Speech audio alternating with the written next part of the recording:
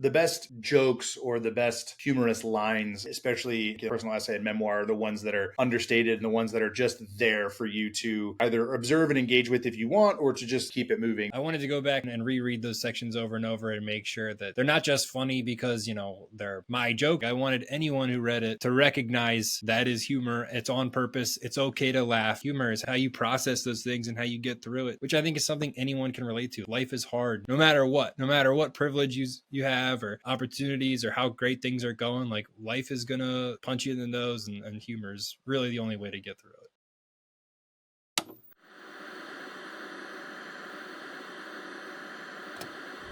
Is that much of it? That's not much of a change for you, right? My name is Carey. I used to load bombs in the Air Force, and now I'm a writer, a filmmaker, and an entrepreneur. Through using the post 9/11 GI Bill to go to college, working hourly jobs to pay the bills, and freelancing my way into a career, I've studied what it takes to successfully transition from service to civilian, and that study has become a conversation. On this podcast, I speak to other veterans, successful artists, and entrepreneurs about their transition, what they did well, where they failed, what they learned, and most importantly, how they applied their skills. Episode 97 features Mac Caltrider, a Marine Corps veteran, former police officer, the man behind Pipes and Pages on Instagram, and the author of one of Dead Reckoning Collective's latest publications, Double Knot, a stunning memoir about war and its personal effects. Welcome. This is Veteran Made. This episode is brought to you by Go Pills, a nootropic that gives your brain neurotransmitter support both acutely and over time. Those of us that served in the military, regardless of where we served and in what capacity we served, all came into contact with different chemicals, different percussions, and various elements of our environments that have affected our brain's ability to function. Think about your brain's performance and your mental health right now, yes, but think about your future too. We have so much more control over our long-term health than we realize. Visit gopills.com and use code VM15 at checkout for 15% off. That's VM15 for 15% off. Give your brain the neurotransmitter support it needs to perform well right now and over time. All right. We are live. Good evening. Mac Caltrider, welcome to Veteran Made. Thanks, Carey. Thanks for having me on. Absolutely, man. I'm excited. I'm excited to chat with you. I'm excited to chat about Double Knot. And yeah, man, let's jump right into it. So for those who don't know who you are, just give us a brief primer. Kind of like where and when you served, and then we'll jump into some creative questions here. Yeah, so let's see. I enlisted in the Marine Corps after high school. That would have been 2009, and I served for 5 years as a rifleman with 2nd Battalion, 8th Marines. During that time, we deployed twice to Afghanistan, and then I got out after my first enlistment was up and went to college. After college, I did a very brief stint as a police officer, and now I'm teaching English to high schoolers.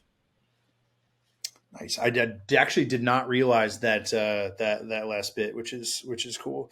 So I want to chat primarily about process here, right? Like, that's the thing I like to do on this show is kind of chat about process and approach and talk through kind of like the how and the why and less the what, right? And so two things kind of stuck out to me as I read Double Knot. One is like kind of the humor. It's very understated. You don't really hang a lantern on the jokes, but they're there. And so I want to chat a little bit about where that comes from and kind of how and why you integrate it where you do. And then coupled with the other piece of it was kind of just the monotony of the life of a grunt, which, though I was not one, I was a support guy, loaded bombs on the flight line in Afghanistan twice.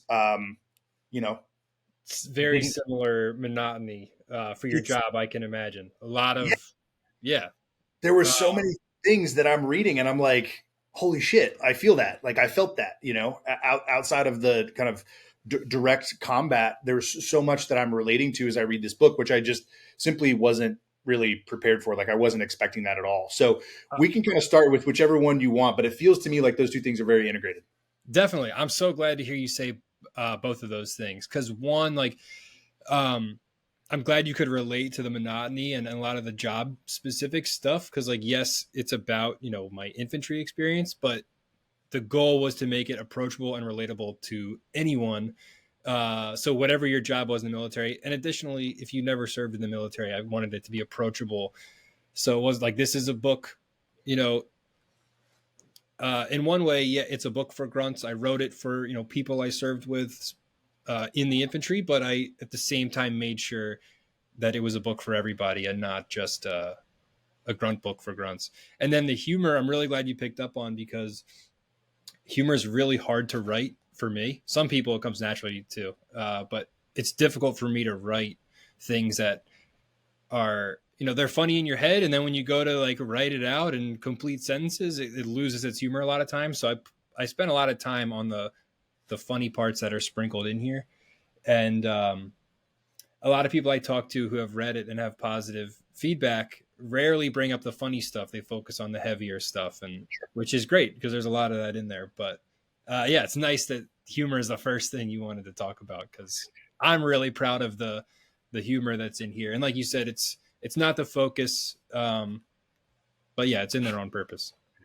Well, yeah, I mean, obviously everybody has a different sense of humor, kind of sense of humor, sensibilities, like all these different things, right? And there's so many different ways to do comedy, and this is obviously not outright comedy, but the best jokes or the best humorous lines, especially I think in like personal essay and memoir, are the ones that are understated and the ones that are just there for you to either observe and engage with if you want, or to just like kind of keep it moving. Now, you said you worked hard at that. Like, what do you mean when you say you worked hard at that?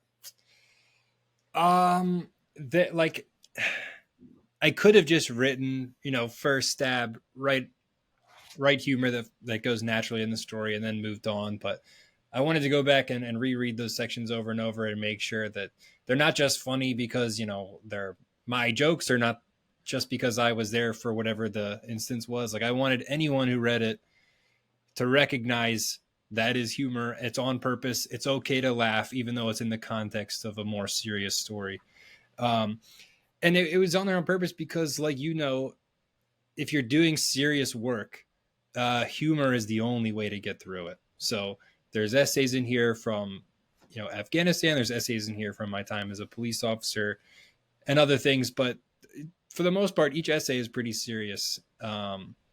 And myself and my coworkers and all those scenarios, like, humor is how you process those things and how you get through it, which I think is something anyone can relate to. Like, life is hard no matter what privilege you have or opportunities or how great things are going. Like, life is gonna punch you in the nose, and humor is really the only way to get through it. Yeah, it's like we're recording this the day after Memorial Day. This is going to be live the week after Memorial Day, and it's always such an interesting day and weekend, but primarily the day of Memorial Day on veteran Instagram, right, where you just see the full range of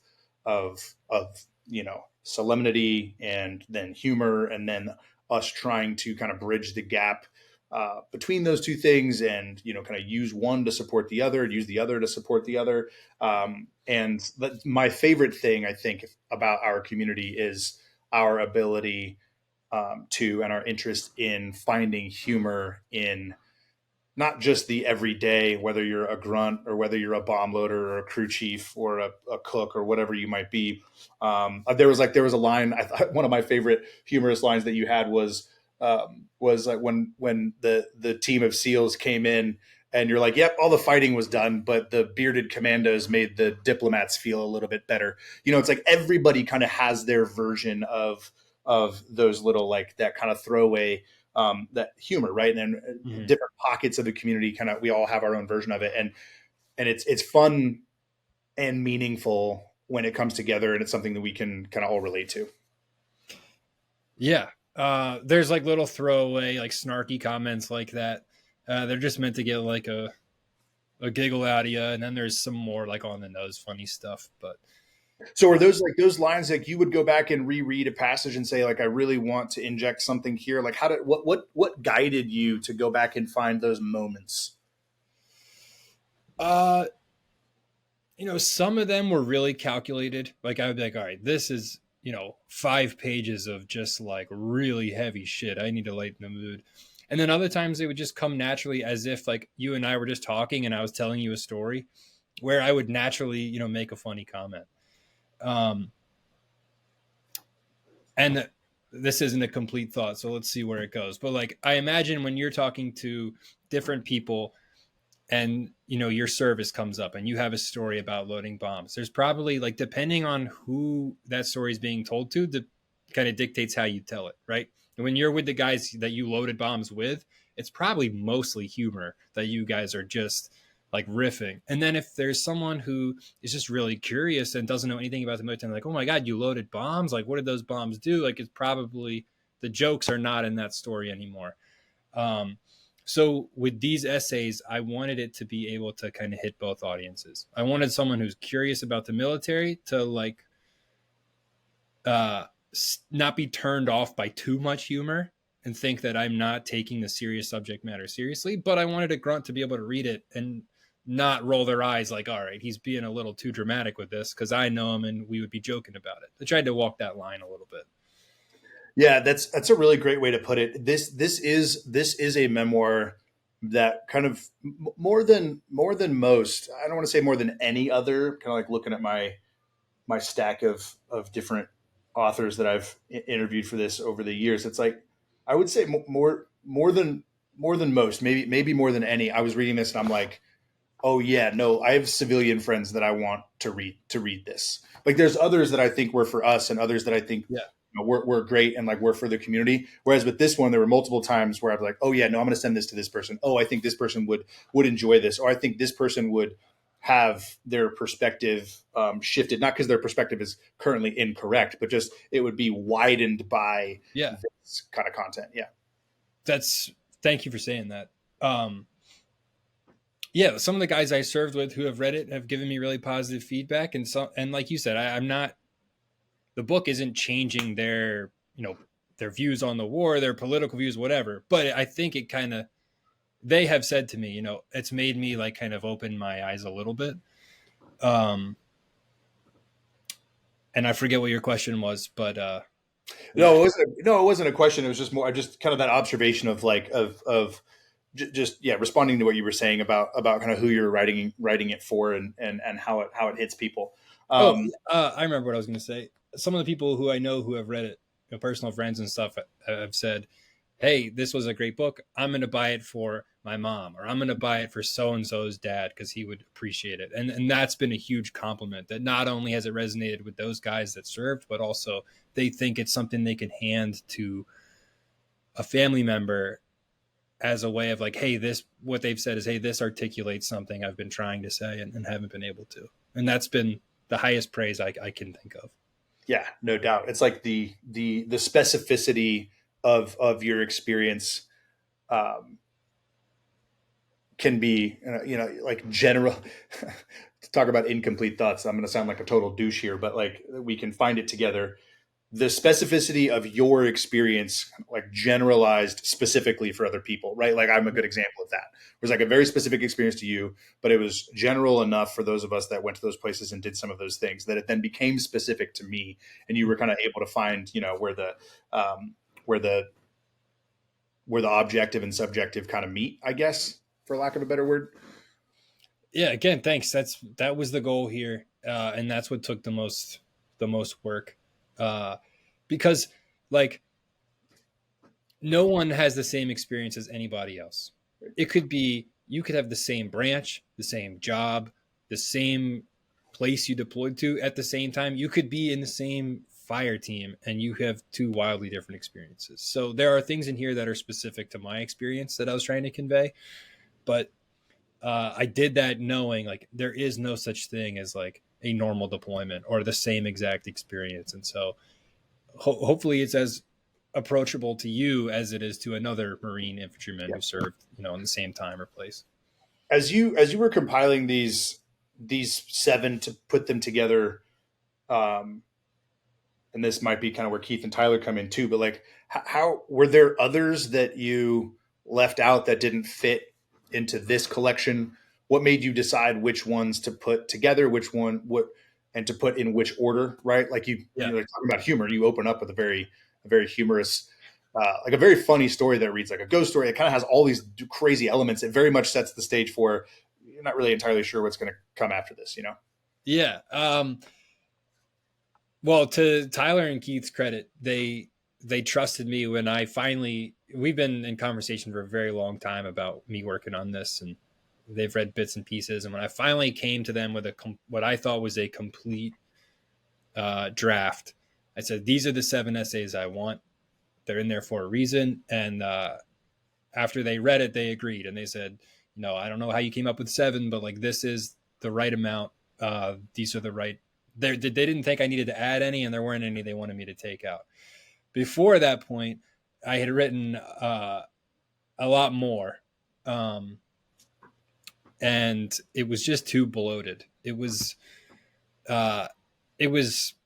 originally, it wasn't an essay collection. It was just a memoir, like start to finish, chronologically told. And it was too bloated for me. I thought there were parts that I thought were boring. And I was like, if I think this is boring and it's my own experience, how can I expect a reader to enjoy it? So then I took a step back and I said, well, how can I like distill this down into what I want to say? And for the last like 5 years, I've just been drawn to essay collections. And so most of what I was reading for fun were essay collections. And I was like, and I'd been writing in a magazine where something shorter, like an article or an essay, is what I had the reps in, which I was doing for work. So to write a full memoir, like, it's no surprise that wasn't as good a quality as this collection of essays was. So eventually I decided to distill it down into these 7 essays. And I combined some things from what were originally the larger book into these different essays. So I tried to make sure each essay had a lot going on in it, but not too much. Yeah, I think you accomplished that. They read really quickly in a good way. Like I don't know, it's very the pacing it's brisk, and it's really nice to just kind of be reading through, and you get all the meat off the bone as the reader. Some people like. Well, not some, like sometimes I like to read a book that has the most beautiful flowery language, and it's, got 200 extra pages just because it's wonderful to read that person's work. But I wanted it to be brisk because, even I get bored with reading sometimes, and I love to read. It's like my favorite hobby. So I wanted people who don't normally read all the time to pick this up and still get to the back cover. I didn't want anyone to read 1 or 2 essays, like them, and just not finish it. That would be a failure on my part. I wanted anyone who got through the first essay to feel like they had to finish the book and read all 7. As you were pulling them together, so it kind of runs the gamut of your experiences. I think anchored by your service, and like your service is, mm-hmm. I would say, foundational, right, to this collection. It's a great through line, but it wasn't just all stories from Afghanistan, or just all stories from boot camp, or just all stories from School of, you kind of like weaved it in and out. Like, how intentional was it for you? Like, did you think about this as like, oh, I'm going to write my war memoir? Or did you think I'm just going to collect these things that are interesting to me and find the through line? Like, what was the how and the why there? No, Afghanistan and serving in the military was definitely the goal with this book. Like, that was the point of writing it. But I just don't find books, unless you killed bin Laden or something, like a book of here was day 1 at boot camp all the way to the day I EAS. It's just like, I don't know, not that compelling to me. I might be generalizing there, because there's definitely some books I love that are start to finish military memoirs. But for me, I was like, that is the reason I'm writing this. I want to talk about Afghanistan. I want people. I didn't think there were. All right, I'm talking in circles now. But in regards to the military in Afghanistan, I didn't think there were that many books that captured what it was like to be a grunt during this window in the middle of the war, right? The 2009 to 2013 range. when, at least for the Marine Corps infantry, things were very busy in Helmand Province. There weren't that many books that I figured that I have read that captured it the way I thought it needed to be told. So I wanted to convey that just for myself and for the people I served with. I was like, no one has told it correctly yet. Because it goes so much more than just, this unit was here and this is how many casualties and this is how many fights. Like, people have written those and those are important. And I like reading those, but I was like, that doesn't capture what it felt like for the average 18-year-old over there. So that was the goal. But again, I didn't want to tell a book that was boot camp to the end of, an enlistment or whatever. I wanted it to be more interesting. And for me, that meant writing an essay that kind of weaved in and out of timelines and tied things together, just because that's the kind of stuff I like to read. So every essay in here, while they're not all, start like set in Afghanistan, I think every single one has at least one moment where I do go back to military, like some sort of military experience or Afghanistan experience, and weave that into the larger story. Yeah, no, you definitely do that, and I think the story chronicling your time as a police officer, I think, was the one that was the most fascinating to me. I think for a couple of reasons. Like, one, you had a couple of those throwaway lines in there that I think fleshed out your own character in a way that affected the way that I read that story. Right, like you talked about your history degree, you wanted to be a writer, but you just kind of needed to get a career going, so you chose to be a police officer, and that framed that story in a very different way than if you had left that little bit of information out, right? If you went from infantry to police officer, that makes some kind of sense. Sure. But you trickling in some of that other information was like, okay, well, he's going to be thinking about these things. Like, this character of Mac is going to be thinking about these things a little bit differently than I think he's going to be thinking about them as I kind of read. And sure enough, right? Like, that's what you're very reflective, and you're very reflective on the page, and then you're also reflective as the writer. And it was like, it was super cool. And the way that you were able to take that story and then the way that you're also able to approach. And I want to ask you about the story about suicide, because it seemed to me that you were trying to tell the truth from your perspective as best you could, with a little bit of humor, but also just telling it the way that you see it, and almost felt like you were kind of testing it out on the page to be like, okay, these are the beliefs that I have. Let me put them on the page and kind of see what happens. Yeah. Before we get into that, you're a great interviewer, I got to say. I really appreciate the fact that you read this book cover to cover and put a lot of thought into each essay. Because a lot of times people will want to interview you and it's just like, when did you serve? What was it like? These questions are fantastic. So enough of that, but thank you for the effort you've put into this. I appreciate it. Thanks, of course. And now, if you can remind me of the question one more time that we were just I was a little unfair to you because I bridged the two chapters, your story as a police officer and then the suicide. And then, I'm not trying to gloss over either one, but both stories struck me in that you were like, okay, you were reflective on the page, the character was, then you as the writer, as the author, were also reflective, and you're just kind of thing, not in a bad way, but very much saying, I believe these things. Let me put them on paper and see how they read and see how they feel. Like, that's the feeling I got. Yeah, no, definitely. I think that's just the way my brain processes stuff sometimes. Like, I'll write things down with no intention of anyone reading them, just because it forces me to slow down and really think about how I'm feeling.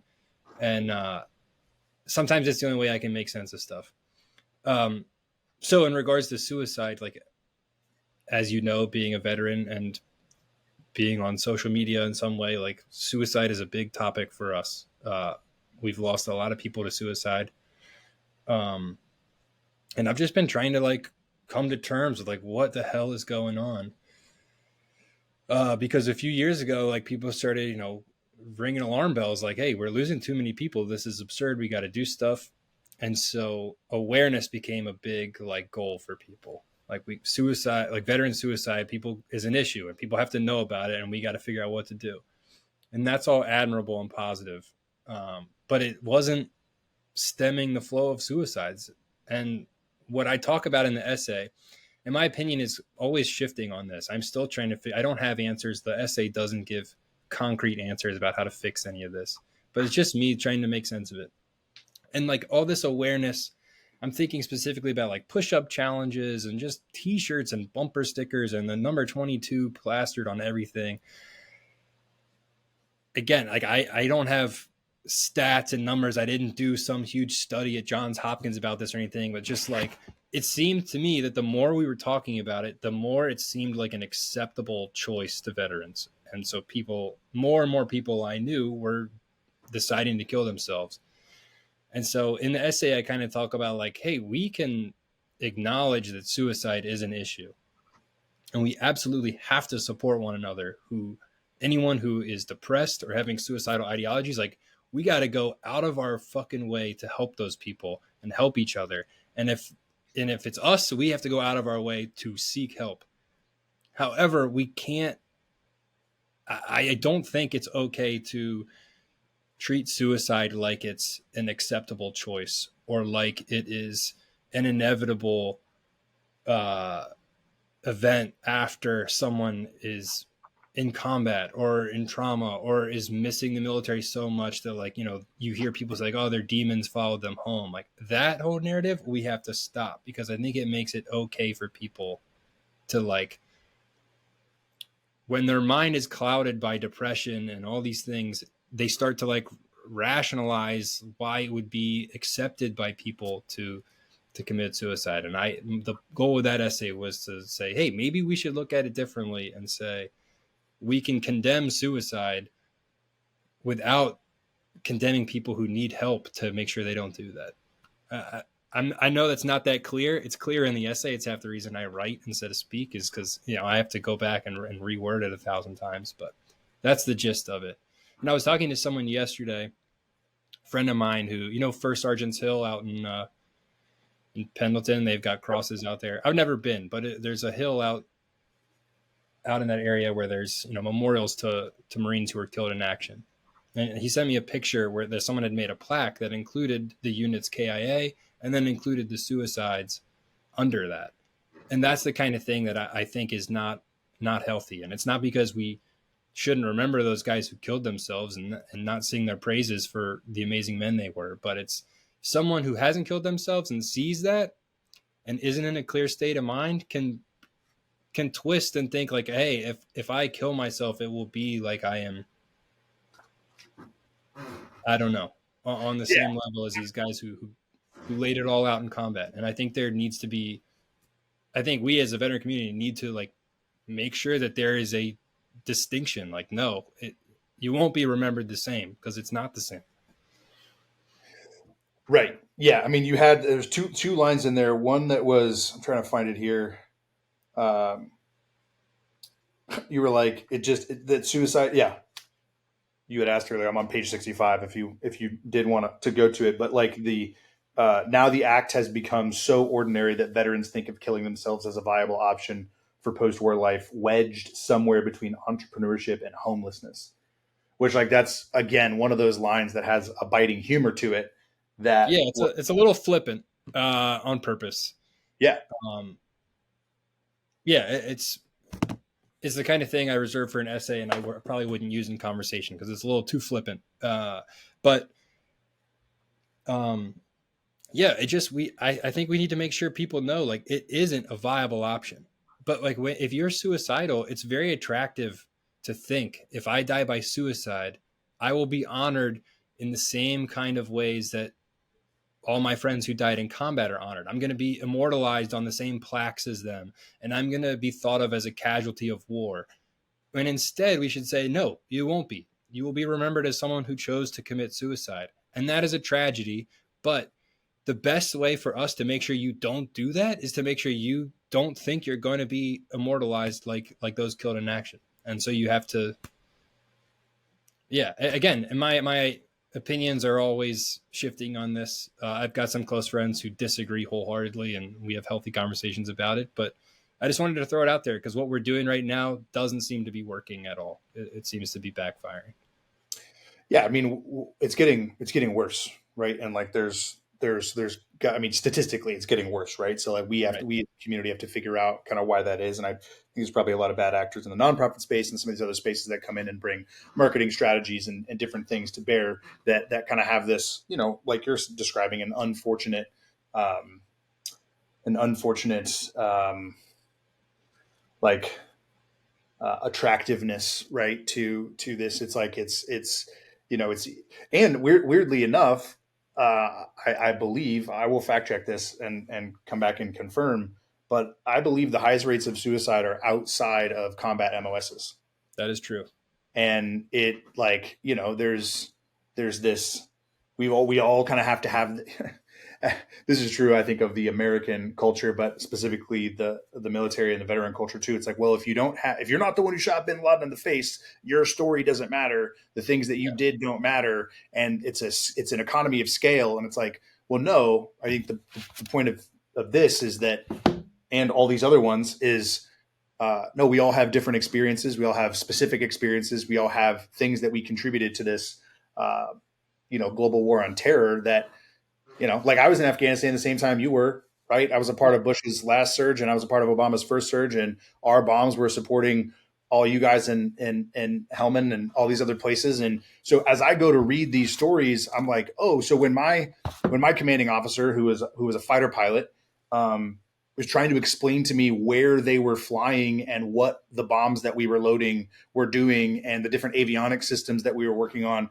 like what we were supporting. I'm like, oh, the guys in the mountains, the guys on the grounds, like, I don't know what the fuck that means. But now I come back and I read these stories and I'm like, oh, I was directly supporting Mac. Yeah. Yeah, there's a whole, like, I don't know, illness in the veteran community of like, I was only a blank or I was just a blank. And that's bullshit. Everyone's contribution mattered to the fullest extent. And I mean, everyone, like every single job matters. Does it, like, if you shot bin Laden, great. That was his job, was to shoot bin Laden. If your job was to make sure people are fed and you cooked food, like, great. That's your job. And that's important too. So I think I made some comment in the beginning of this interview about like writing a book if you shot bin Laden, and if you didn't, well, so I hope I didn't misspeak, because I'm interested in good writing regardless of what the plot is. So if you turned wrenches on a truck and you're a good writer, like, I want to read that book way more. I haven't read, I think the guy who killed bin Laden read a book. I haven't read it. I'm not really interested in it, not because shooting bin Laden in the face isn't cool, just like, I don't know. It's not that appealing to me. I don't know why, but yeah, someone who cooked food or loaded bombs on a plane or was a grunt or a ranger, whatever. Like, if you can tell good stories, like, that's the story I want to read. It's not about, what patches are on your arm or what schools you went to or how many. Yeah. I mean, right. I mean, to put you at ease, you did not misspeak at the beginning when you mentioned that. It was very much in line with what we're talking about now. So don't worry about that. But actually, so that does kind of bridge the gap to a question that I want to ask. Something I've been asking fairly consistently here. I've become really interested in the tension between creation and consumption. So, like, as a reader, what do you consume, and how do you consume the things that you consume as it relates to your own writing? Are you like, because like I'm halfway through my manuscript, right? Like, you're saying, oh, I want to read that. Like, yeah. Like, I want to. So as I read this, I'm like energized. I'm like, all right, let's go. But then there's other things I read for fun. But like, as somebody who writes regularly and somebody who teaches the craft as well, what's your relationship? What's the relationship between what you create and what you consume these days? So first of all, I consume as much as I can. Everyone should.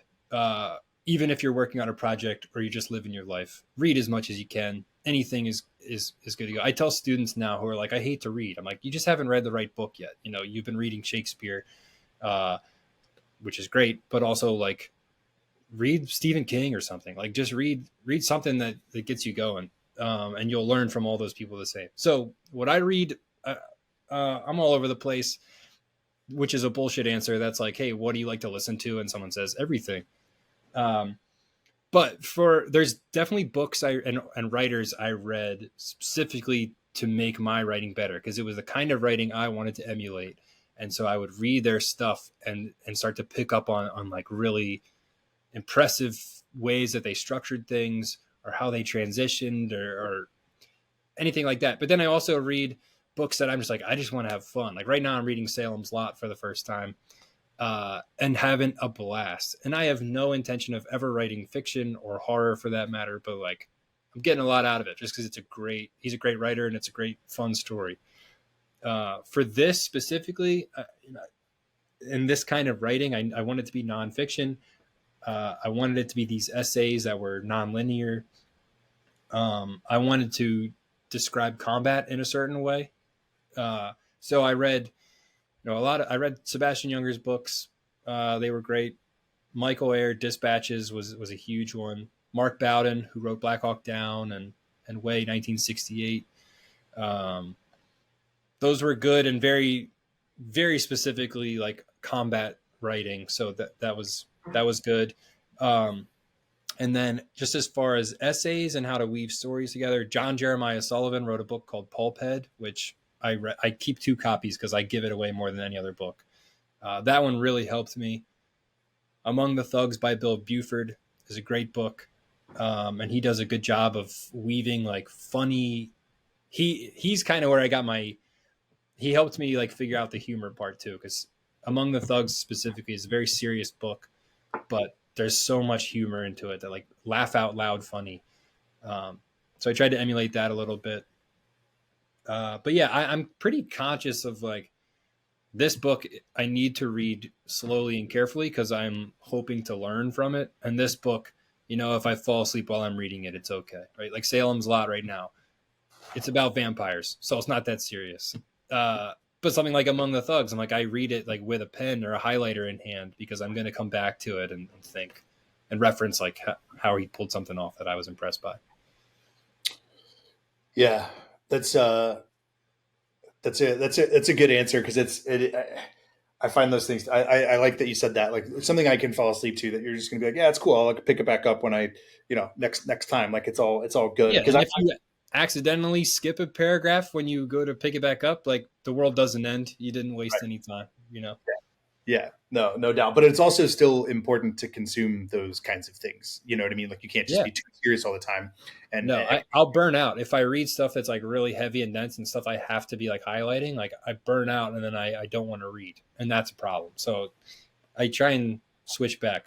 Like the school year right now for me is ending, my work school year, and so I was like, I'm going to read Salem's Lot before I read like all my summer books for next year. So it's like a palate cleanser almost. Yeah, no doubt. And that's not to diminish Stephen King because like he's a master. So just something that's fun. Yeah, no, it's super cool. So on the teaching note, like what got you into that profession? And how do you like it?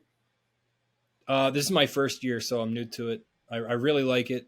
One of the things I loved and missed about the military was teaching newer guys and training guys from, fresh out of boot camp where they're just doing nothing right to then they surpass you and they become even better than you were. And that's extremely rewarding. And I missed that aspect of the military. So teaching is just very rewarding in that sense. And then teaching English because I love to read and write has been wonderful.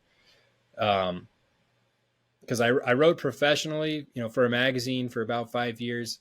And I still freelance write when I have the time. But this was a way to read and write as part of work, but also, have job security that doesn't come with magazine writing. Yeah, no doubt. So how do you manage your like time on that front? So reading as much as you can, writing for yourself, writing things you want to write, things you want to get published. Like how do you manage your time as you like march through all of those different things? Well, luckily for Double Knot, the process was very far along by the time I started teaching. We were in the editing process. And so that if I was still writing the essays, it would be going much slower. And so now I freelance when I have time, like during the summer or during the breaks, or I chip away at one story at a time on weekends or whatnot. And then as far as making time for reading, it's like exercise. Everyone's busy. It's really easy to be too busy, but also like everyone's too busy. So you just got to prioritize it. So I carry a book with me all the time. And instead of pulling my phone out for 10 minutes during an oil change or whatever, like I pull the book out. And then I try to put time in either early in the morning before the day gets started or when I'm in bed going to sleep, even if it's just 5 minutes to keep my mind in the book. If you do that, you'll be surprised at how fast you can chip away. My college commute was pretty long, so I audiobooked a lot in college. Some people will ask me like, "Oh, do you consider audiobooking reading, or is that cheating?" And I'm like, "No, that's absolutely legitimate." So whatever works for you. Like if you have a long commute, you can't read a physical book, audiobook, that counts. Yeah, no doubt. Yeah, I used to let my daughter watch TV in the mornings so that I could read. Mm-hmm. And then I realized kind of how fucked up that was. And so my wife and I were like, all right, no more TV in the morning. And so now she'll bring one of her books and she'll be like, hey, can you read this to me? And I'm like reading, 5-minute Disney stories or whatever. We read like 3 of them this morning. That's awesome. We went downstairs and she was like, hey, can we read? I'm like, yeah, absolutely. But I had to fight the urge in me to be like, well, no, I want to read my book. I need you to. Yeah. But then I'm like, no. There's gonna be plenty of time for me to read the things that I want to read over the course of my life, giving this little kid the best foundation for enjoying reading. Because my wife and I read together all the time. We'll just be sitting in the same room, and even when we're traveling, we'll both have a book with us, and just read. Yeah, and you would regret not having those moments with your kid. When those 5-minute Disney stories, you probably had a better time reading those than whatever else than reading my book or whatever else you got on the shelf. Totally. Yeah. Those 5-minute Disney stories rock. Yeah, no, that's super fun. So what's next on the long form front? Like, is there another collection? Are you interested? You mentioned not wanting to write fiction. So do you want to keep writing kind of like longer form nonfiction or? Yeah, I don't want to say never because, I'm only 33, who knows? But as of right now, I've got no interest in writing fiction. I just don't think my brain is built for it. So I want to do some longer, more dense nonfiction, like some history stuff. That's what I studied in college, so I think it'd be rewarding to do something like that. And then I also want to do more of these short story things. I'm working on a book right now that's like lesser known stories about Marine Corps history. Because I've written a couple articles that are like these fun history like nuggets. And they're really fun to like pull out and expand into full length stories. So if I could have a collection of those, I think that'd be really fun. So I have one outlined now and I've got about half of them written, rough draft. So I might do that. And then I also want to do another essay collection, but that leans further into the humor. Like I said, humor is like really, really hard for me to write. And I think for me, I can pull it off when it's juxtaposed with something serious. Like that's just when it comes naturally to me. So it'll be a pretty big challenge to really lean into it, but I want to do that one where that's the first thing people say about it is it's really funny. That would be fun. Why do you think it's hard? Why is it hard for you? It's like,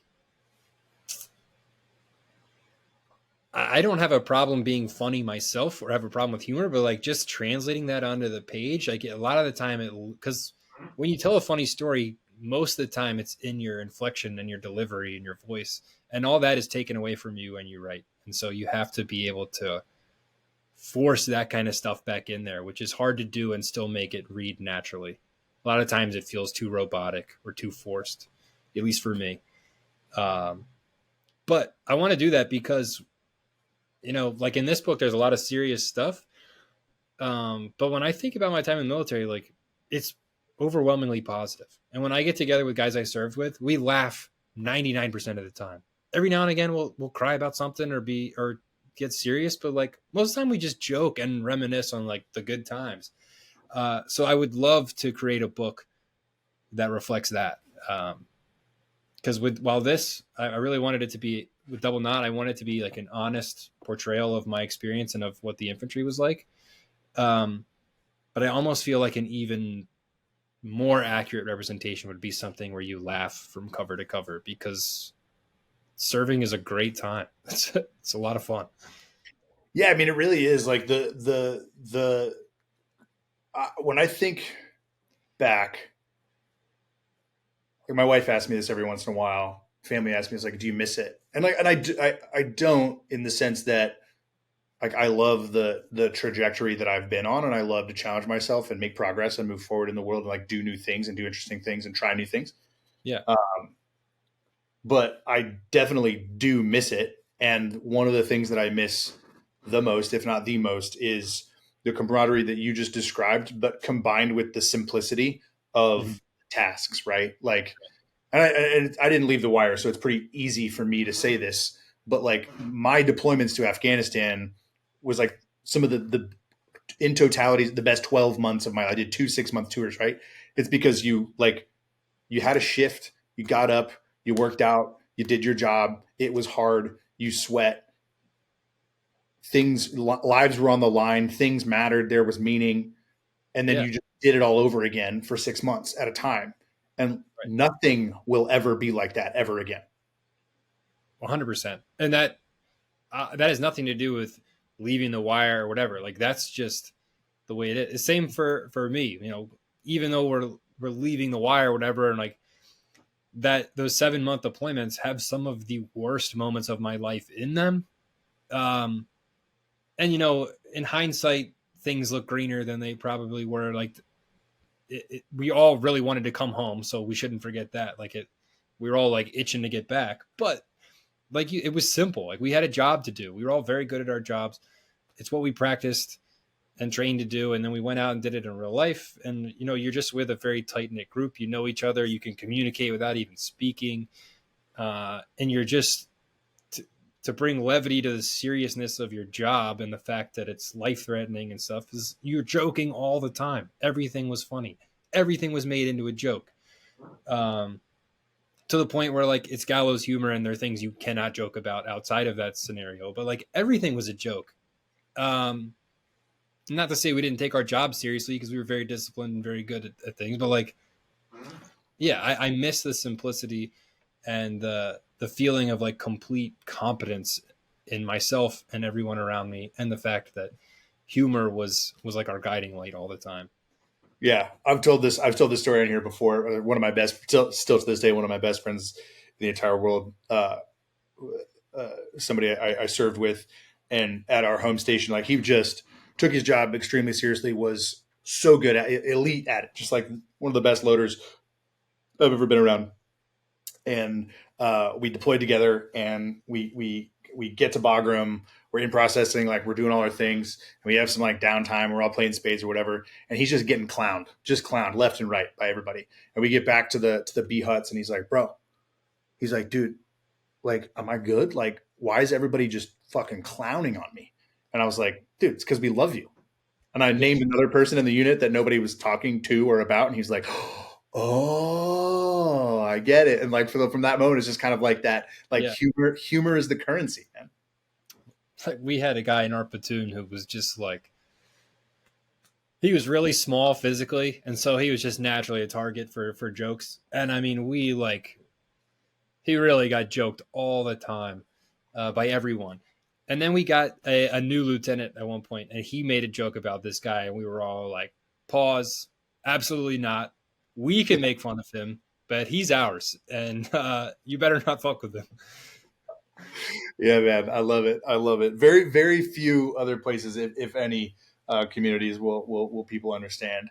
All right, so I want to wrap things up here, and the way that I do that on the show is to ask kind of an open ended question. But before I do that, where can folks find you? Where do you want to drive traffic, on social or anywhere else? Yeah, so Double Knot is the book. Please, if you got the money and time, go grab a copy. I think you'll enjoy it. You can buy it on Amazon. It's called Double Knot by Mac Caltrider. It's also on Barnes and Noble. You can get it through the publisher, which is Dead Reckoning Collective. The social media I have is called Pipes and Pages on Instagram. It's the only social media I have. But if you like to read, or if you like to smoke tobacco, either one, Give it a follow if you want to.